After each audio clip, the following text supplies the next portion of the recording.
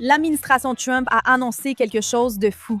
Un accord de coopération nucléaire de 30 ans avec l'Arabie saoudite, la technologie la plus précieuse que l'Amérique ait à offrir, va tomber entre leurs mains. 24 heures après cette annonce, le président Trump annonce également une condition. Les Saoudiens peuvent conclure cet accord uniquement s'ils rejoignent officiellement les accords d'Abraham et normalisent leurs relations avec Israël. Voilà le problème. L'an dernier, l'Arabie saoudite a publiquement abandonné cette position.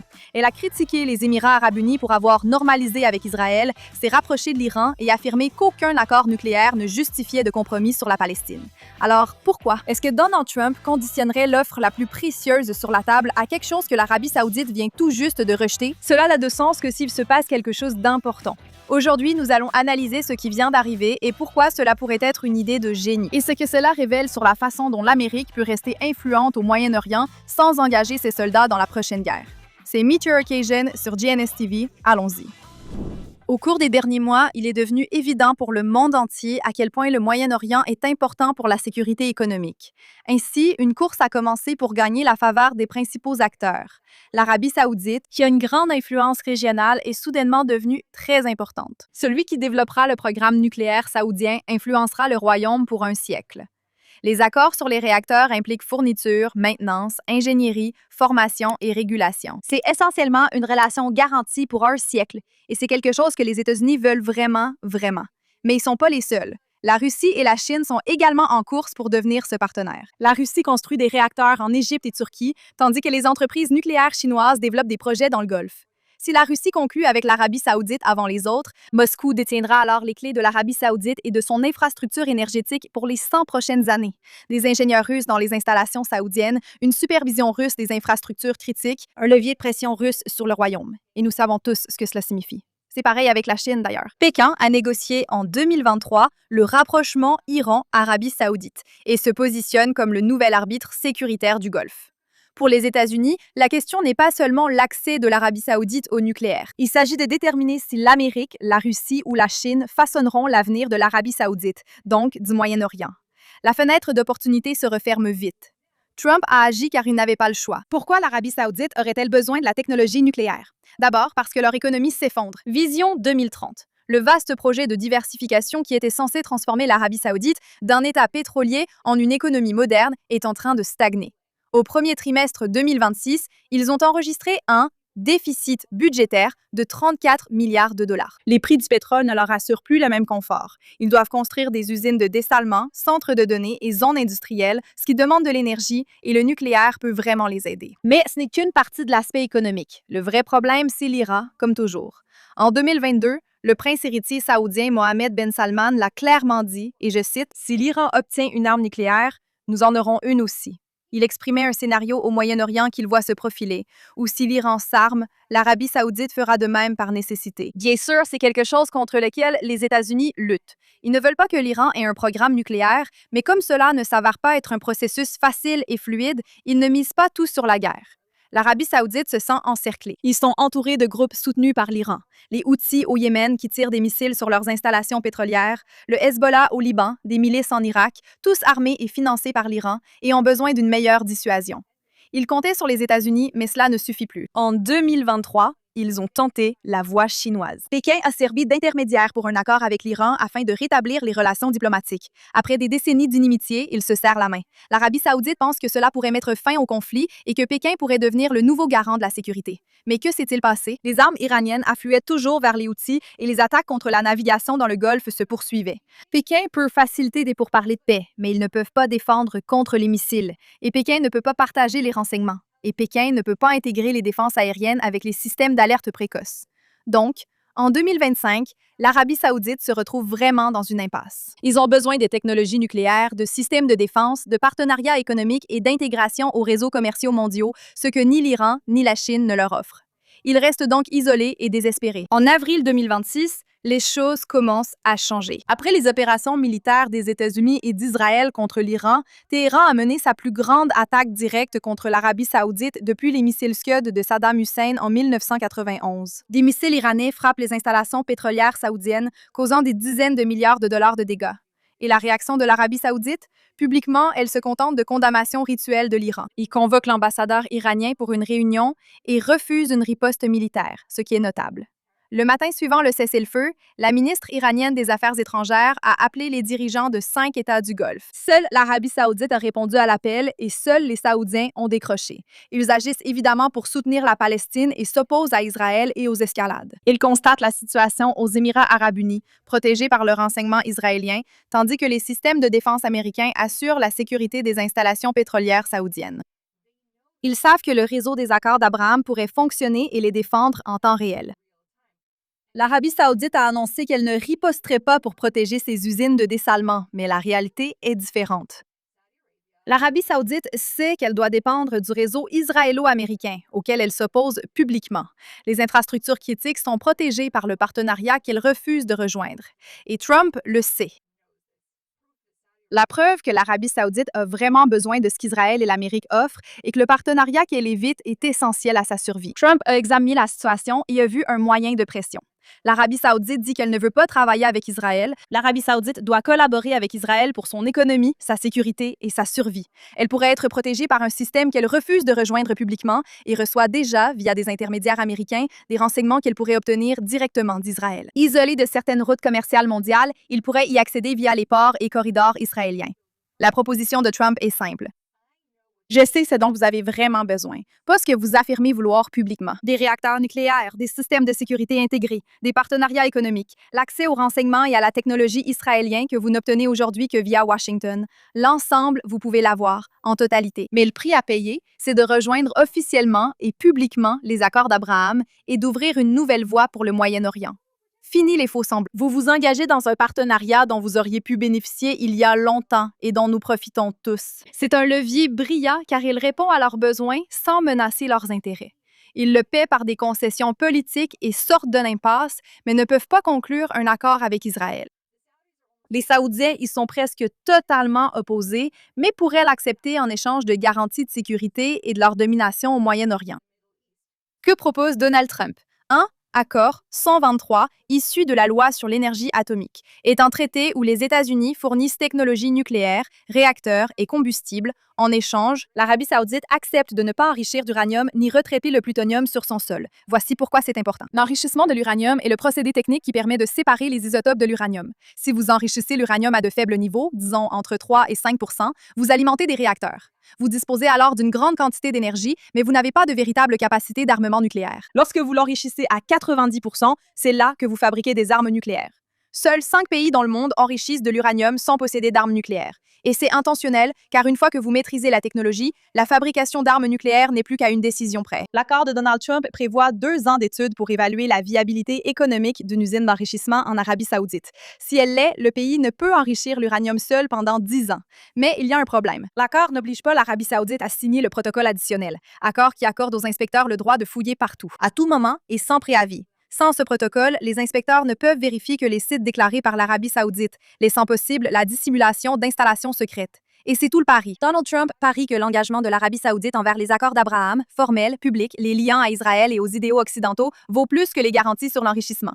Donc, comment cela fonctionnerait-il? Au cours des derniers mois, l'Arabie saoudite a appris quelque chose qu'elle ne veut pas vraiment admettre. On ne peut pas défendre une économie moderne contre des missiles et des drones toute seule. Cela prendra des années. Vos installations pétrolières, vos usines de dessalement, vos ports, vos aéroports, votre réputation, vos centres de données qui font tous partie de la Vision 2030. Tous ces éléments sont maintenant des cibles permanentes si l'Iran choisit de les attaquer, ce dont il est capable. Israël possède le système antibalistique Arrow pour les menaces à longue portée. La fronde de David pour les menaces à moyenne portée. Les radars et systèmes d'alerte précoce ont été perfectionnés pendant des décennies contre la menace iranienne. Mais il y a un problème. Ces systèmes n'aident pas l'Arabie saoudite, à moins qu'il y ait une coordination directe. Et une coordination directe signifie une relation directe. Et une relation directe signifie une normalisation. Et puis, il y a la menace du Sud. Les Houthis, soutenus par l'Iran, armés de missiles et de drones iraniens, menacent la navigation dans le détroit de Bab el-Mandeb. Ils menacent les infrastructures saoudiennes le long de la mer Rouge. Israël reconnaît déjà le Somaliland et développe des réseaux de renseignement dans le Golfe pour contrer la menace des Houthis. L'Arabie saoudite lutte aussi contre les Houthis, mais séparément. S'ils normalisent, cela devient une opération conjointe avec partage du renseignement, frappe coordonnée, bien plus efficace, profitant à tous. Il y a aussi l'aspect économique. L'Arabie saoudite cherche à se diversifier avec Vision 2030 pour une économie moins dépendante du pétrole, mais elle ne peut pas y parvenir si elle est isolée. Les partenariats commerciaux sont essentiels pour intégrer une chaîne d'approvisionnement mondiale. Les accords d'Abraham ouvrent ce corridor économique et il existe aussi ce qu'on appelle le corridor économique Inde-Moyen-Orient-Europe, l'IMEC, qui est au point mort car l'Arabie saoudite et Israël doivent coopérer pour le concrétiser. L'IMEC permettrait de transférer des marchandises de cette région vers l'Europe sans passer par l'Iran. Et cela, comme nous le savons tous, serait très important. S'il y a la paix, tout cela avance. L'Arabie saoudite s'y joint et obtient des routes commerciales directes via Israël vers l'Europe et l'Asie et des infrastructures concrètes qui la relient à l'économie mondiale. L'argument de l'administration Trump est essentiellement « Vous avez besoin de la technologie israélienne pour la défense. Vous avez besoin des ports et de la logistique israéliens pour le commerce. Vous avez besoin du renseignement israélien pour les opérations contre les Houthis. Vous en bénéficiez déjà de manière informelle. Pourquoi ne pas le formaliser? Rejoignez publiquement les accords d'Abraham et en échange, l'Amérique vous propose l'accord nucléaire, la sécurité intégrée, le partenariat économique, tout ce que vous cherchez à construire. Même si cela paraît incroyable, il y a un point à comprendre. Donner à une entité islamiste des capacités nucléaires, c'est un risque. L'Arabie saoudite a déjà montré qu'elle abandonnait ses engagements quand cela l'arrangeait. Après les guerres de 2006 et 2024 contre le Hezbollah, le Liban a promis de désarmer la milice lors du cessez-le-feu, soutenu par l'Arabie saoudite pour affaiblir le Hezbollah. Mais qu'est-il advenu? Le Liban n'a jamais désarmé le Hezbollah. Au lieu de cela, ils ont profité de toutes les concessions israéliennes. Le territoire a été délimité, les forces aussi. Ils ont laissé le Hezbollah se réarmer. Mais au-delà du fait qu'il puisse simplement être imprévisible, avec la situation politique actuelle de l'Arabie saoudite et l'économie qui s'effondre, au Moyen-Orient, les coups d'État sont tristement familiers. L'avenir étant incertain, confier le nucléaire à une entité potentiellement hostile est risqué. Les États-Unis exigent donc que les Saoudiens s'engagent sur la voie occidentale, qu'ils soient intégrés dans des alliances avec l'Occident et ses alliés comme Israël pour éviter un retour en arrière rapide. De plus, le prince héritier Ben Salman cherche une victoire sur le plan intérieur, mais son peuple est furieux concernant la Palestine. La solidarité avec les Palestiniens est réelle. Les menaces iraniennes et le désespoir économique le sont aussi. Alors, est-ce possible? Eh bien, il ne peut pas simplement claquer des doigts et faire changer l'opinion publique. S'il pousse la normalisation trop vite, trop publiquement, sans le bon cadrage, cela pourrait provoquer une instabilité intérieure et donner l'impression qu'il se vend à Israël alors que son pays s'effondre économiquement. Donc, Trump devait créer une offre tellement bonne que les gens puissent la justifier et qu'il puisse la justifier auprès de son peuple. Pas seulement comme une normalisation avec Israël, parce que c'est évidemment encore toxique, mais comme le prix d'entrée à un grand compromis. Oui, nous rejoignons les accords d'Abraham, obtenons des réacteurs nucléaires américains, une sécurité intégrée avec les systèmes de défense les plus avancés du monde, l'accès à des corridors économiques, une place dans un nouvel ordre moyen-oriental. Et en échange, nous protégeons notre peuple, notre économie et notre région des menaces iraniennes. Les États-Unis gagnent un allié fort et se retrouvent liés par un accord, mais surtout, il ne soutient pas les ennemis. C'est un geste génial et puissant, mais ce n'est en rien garanti. Cela dépendra de la volonté du prince héritier de mener le combat politique dans son propre pays. Et rien ne garantit qu'il le fera, ou même qu'il pourra le gagner s'il le fait. Et puis, bien sûr, il y a le Congrès. Selon la loi sur l'énergie atomique, cet accord nécessite un examen de 90 jours au Congrès, durant lequel une résolution conjointe de désapprobation peut être déposée pour le bloquer. Quelles sont les préoccupations du Congrès? Il s'inquiète surtout de 3 points, dont l'absence de réel pouvoir d'inspection sans le protocole additionnel. L'Arabie saoudite a renoncé à la normalisation avec Israël, montrant qu'elle est un partenaire nucléaire peu fiable, ayant changé d'avis. L'enrichissement est aussi une technologie à double usage menant directement à la militarisation nucléaire. Ces préoccupations peuvent unir républicains et démocrates jusqu'à bloquer l'accord. Mais s'ils connaissent les avantages de, cela pourrait fonctionner. Voici ce qu'il faut surveiller durant les 90 prochains jours et après. D'abord, l'Arabie saoudite va-t-elle officiellement rejoindre les accords d'Abraham? C'est le test clé. Il ne suffit pas de suggérer une normalisation ou de signer des accords discrets. Trump exige une annonce officielle et publique indiquant que l'Arabie saoudite est prêt à le faire. Si MBS l'a fait, le Congrès approuvera probablement l'accord nucléaire. S'il hésite, s'il demande plus de temps ou temps de négocier, cela indique que la situation pourrait être compliquée. Ensuite, que fait le Congrès pendant les 90 jours d'examen? Républicains et démocrates vont poser des questions difficiles sur le protocole additionnel, la technologie d'enrichissement et sur la possibilité de faire confiance à l'Arabie saoudite. Le fait qu'il n'y ait pas d'inspection est évidemment problématique et ne témoigne pas de bonne foi. Si les auditions révèlent de sérieuses préoccupations bipartisanes, le Congrès pourrait bloquer cela. Soyez attentifs aux intervenants et à leurs propos. Regardez le 3e point. Comment évolue l'opinion publique saoudienne? C'est la variable la plus difficile à suivre. Si les médias d'État expliquent la normalisation comme une nécessité sécuritaire face à l'Iran, le prince héritier prépare son peuple. Si la rhétorique demeure anti-israélienne et qu'il hésite publiquement, cela montre qu'il n'est pas prêt pour le combat politique chez lui. Enfin, le quatrième point, l'Arabie saoudite négocie-t-elle secrètement avec la Russie ou la Chine? Si des entreprises nucléaires chinoises lancent de nouveaux projets en Arabie saoudite ou si un accord avec la Russie est annoncé, c'est un signe que les Saoudiens gardent leurs options ouvertes, ce qui montrerait une influence moindre de Trump et un engagement limité de leur part. À mon avis, le point principal, nous devons surveiller, en cinquième point, la réaction de l'Iran. L'Iran va suivre cela de près. S'ils intensifient les attaques contre l'Arabie saoudite ou les Houthis pour punir toute avancée vers la normalisation, cela renforce l'argument de Trump. Plus de menaces accroît le besoin de partenariat avec Israël. Mais si l'Iran offre soudain des concessions ou opte pour la diplomatie avec l'Arabie saoudite, ils essaient d'éloigner le royaume de l'accord. Nous savons déjà que, par le passé, les attaques du 7 octobre ont été en partie lancées pour empêcher un accord entre l'Arabie saoudite et Israël. Ils n'aiment pas ça, ils en ont peur. Et cette peur, c'est ce qui pourrait les pousser à agir s'ils pensent que cela va vraiment se produire.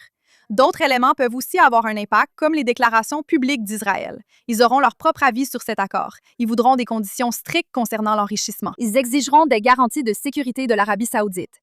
Si des responsables israéliens critiquent publiquement la faiblesse de l'accord, cela pourrait indiquer des problèmes dans les accords d'Abraham. Le principal enjeu est la prochaine décision du prince héritier Mohammed Ben Salman. S'exprimera-t-il publiquement? Ira-t-il à Washington? Ou fera-t-il un discours sur la coopération régionale face aux menaces iraniennes? Ces actions, dans les 30 prochains jours, révéleront si l'influence de Trump fonctionne ou si l'Arabie saoudite prépare une sortie.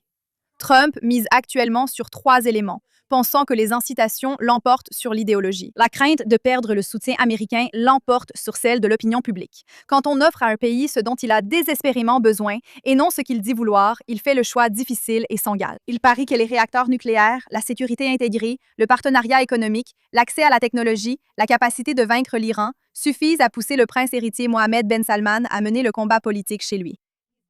Il pense que les accords d'Abraham fonctionnent. Les puissances régionales, liées par la technologie, le renseignement et l'économie, restent unies et engagées. Il pourrait avoir raison, car ces puissances ont déjà changé de cap. L'Égypte est passée de l'URSS à l'Amérique. Les Émirats arabes unis ont choisi la normalisation malgré des décennies de sentiments anti-israéliens. Et l'Arabie saoudite pourrait aussi le faire. Ou bien, Trump pourrait avoir tort. L'Arabie saoudite pourrait obtenir l'accord sur le réacteur, puis, discrètement, se rapprocher à nouveau de l'Iran. Elle pourrait enrichir de l'uranium en secret. Elle pourrait utiliser la technologie nucléaire comme moyen de pression plutôt que pour la défense. Il pourrait s'engager publiquement, puis se ménager une porte de sortie dès que Trump regarde ailleurs. Toutes ces possibilités existent. Et nous allons surveiller cela de très très près, car cela pourrait faire la différence entre un Moyen-Orient qui avance vers la paix ou qui devient encore plus compliqué. Les 90 prochains jours nous diront ce qui va se passer. Je suis Aya Yerk et je vous retrouve la prochaine fois.